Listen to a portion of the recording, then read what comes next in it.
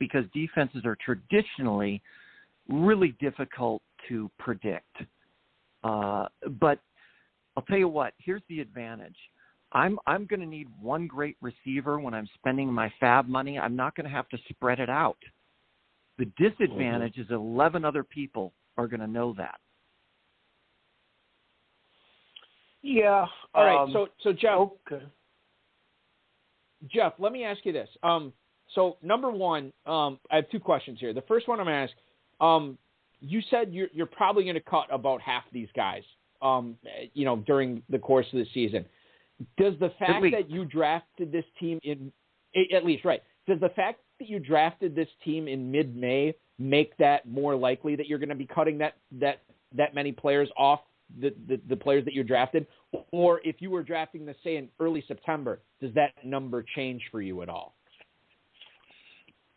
Eric, that's a good question. I believe it would change. The later we get, the more predictable this all becomes. Like Pharrell was pointing out, the wide receivers I'm drafting at the end really are just fillers. As we get into August and September, it's more knowable on who is going to fit in where and start and most likely get this and that, which is good. The problem is everybody else knows that too. So when I look back at these 8 running backs, we all know one hot player can carry a team. If I'm lucky enough to start 4 of those guys with all the buys and the injuries and the unpredictabilities, I could have a great team. Now, it's risky because if I don't get or find a wide receiver on waivers, I'm in a lot of trouble. But I like to roll the dice. You only live once. I don't want to do what everybody else is doing. It's not my thing. Well, Jeff, I agree with that. Okay, was there a second question you had, Bucky? I think it's the question. Yeah. Let me just ask this real quick because it kind of piggybacks on it. So Jeff, when we were emailing back and forth about this draft, let me phrase the question this way. You ended up taking 8 running backs, obviously. Did the fact that the team with the 101 here, taking McCaffrey in the first round and then following that pick up with 6 straight receivers, how much did that affect what you did from the 5 spot then in the first 8 rounds? Huge, because he started to recognize what I was doing and tried to counter in a game of tit for tat. The problem is, in my opinion, and he had to go, if you look at his draft from 9 to 16, he had to take 7 running backs. So he just had to do that. But he recognized it early and realized that he should just counter me. And, I always read the board and try and react to what others are doing, Eric, but I try to disrupt.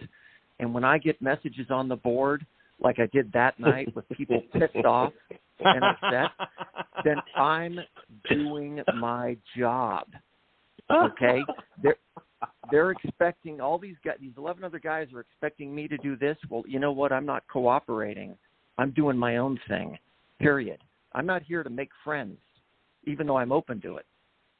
Well, guys, I'm kind of like the guy who was at the party that didn't hear the band play, because I'm not really aware that anything of this was going on. I wasn't looking at the draft board. I auto drafted Noah Fant at one time because the phone froze up on me, and I decided to live with it because I like a 2 tight end tiered system in this anyway.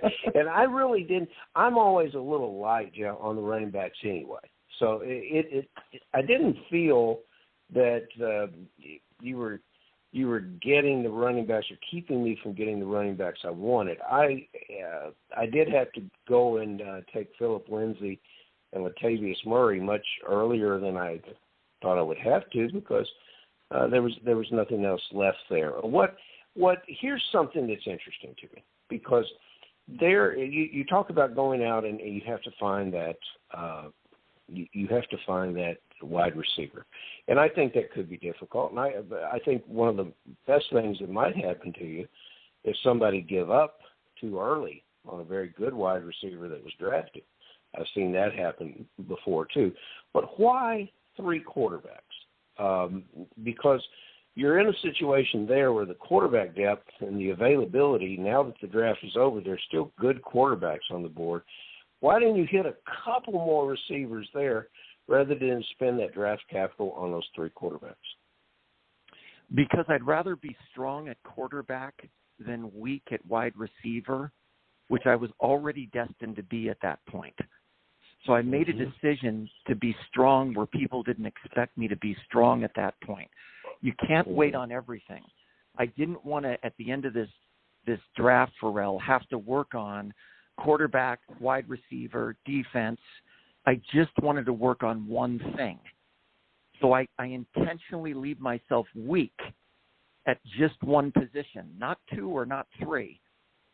So, a lot of these people I know and they know me. And tonight I was in another draft and I did something completely different. Sure. But yeah, it's like, Pharrell, I'm calling a team tryout. So I'm going to have Jalen Hurts, Joe Burrow, and Ryan Tannehill. I'm going to cut one of them. Okay, but at that point, I didn't like what was left on wide receiver, and I have faith. We all know, everybody out there listening knows, we bid in a massive frenzy every week for new players. The reason for that is that this game is unpredictable and unforeseeable. If it weren't, we wouldn't be bidding every week. So does that answer your question? To a degree. I've got one quarterback, and I'm going to stay in touch with you throughout the year because I think you're a most intriguing guy. I think you could appear on podcast handling 12 to 15 different subject matters across the week and keep everyone enthralled.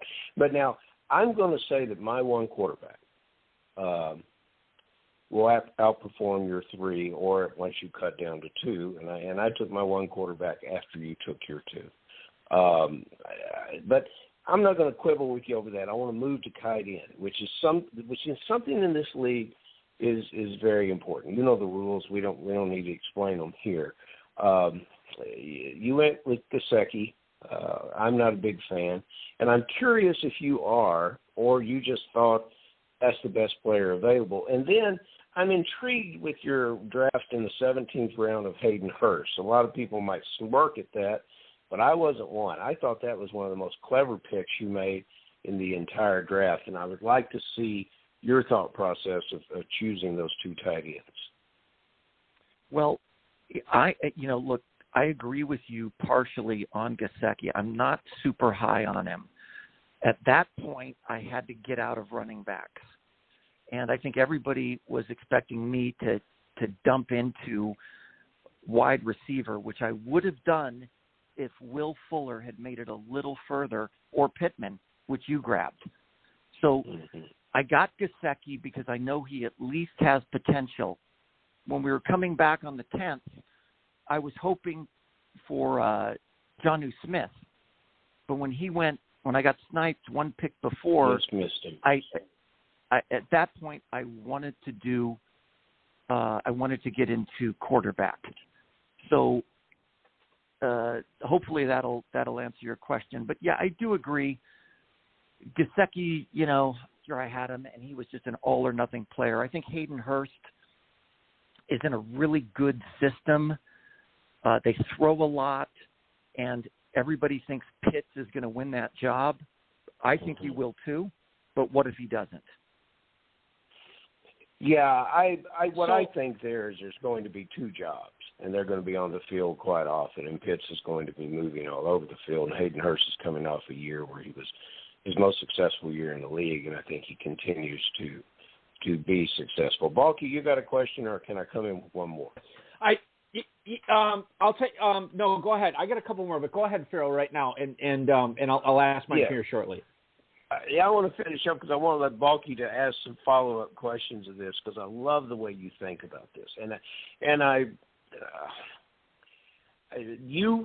I come from a background where we And forgive me, but the old scouts always say something that has always bothered me with my years in the business.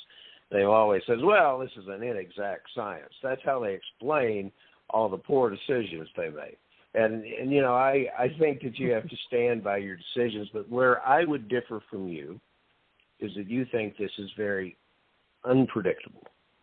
And I believe it's somewhat predictable, or I wouldn't be playing it. And my ability to predict it is what I enjoy about drafting it.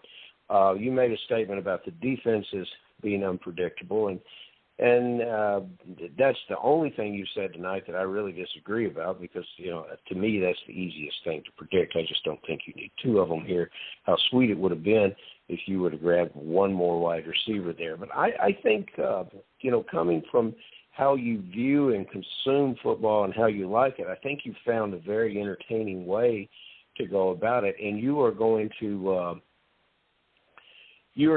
draw a lot of interest from your league mates when you go to that waiver wire. Is everybody's going to be looking at first what they need, and second what you might need. And I think you've created something there that you personally might find very entertaining when the waiver wires run, to see how you do week in, week out. Well, I'll tell you what. Just show me a little mercy, Pharrell, on that waiver wire. Okay? If you do it, Pharrell, I'll buy you a chocolate cake, a couple pizzas, whatever you need. Okay? Yeah, you're right. And like I was saying, that was the risk. But don't forget the potential benefit here, right? What if out of those 8 running backs, 4 of them hit big? I'm going to be a problem. Okay, now that's the gamble, and I like to, you know, to live with the gamble. And the other thing is too is I'm more about strategy and tactics. You know, I can't tell you what Jamison Crowder is doing right now, or Brevin Jordan, or Traquan Smith, or Emmanuel Sanders. Okay, and I have a lot of friends, by the way, who are extremely knowledgeable, more so than me, like Kurt Kakis, who's the Altadena assassin, Jay Harding, John Bragg, Dan Ryan. These are just a few of my friends who are very, very knowledgeable with player selection. I assume all 11 of my competitors aren't worse than I am, but they're better. And so I have to do something, and this is my way of doing it. All right, so Jeff, let me ask you this. So there is historically, there's been statistical trends that would tell you that the variance in running back performance is relatively high. It is relatively lower in receiver and perhaps even tight end.